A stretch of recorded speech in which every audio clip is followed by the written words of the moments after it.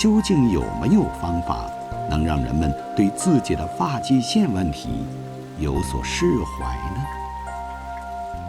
唐代大诗人杜甫的春望一诗可以说是人尽皆知，但很少有人会注意到，因安史之乱而颠沛流离的杜甫，在忧国忧民的同时，也迎来了自己的中年危机。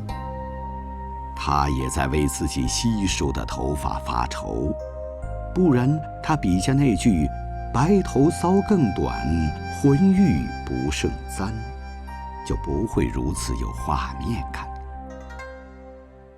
儿子安史之乱被平定后，另一位大诗人白居易也面临着类似的烦恼。这位江州司马随着年岁日长，染上了脱发的毛病，就像他浅切平易、老妇能懂的文学风格一样，一生追求极致的白居易，应对脱发措施也有些极端。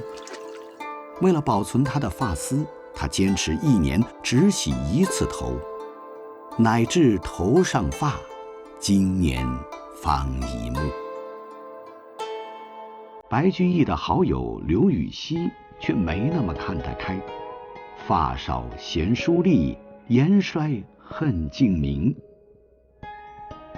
头发少全怪梳子太锋利了，颜值下降就是因为镜子太亮了。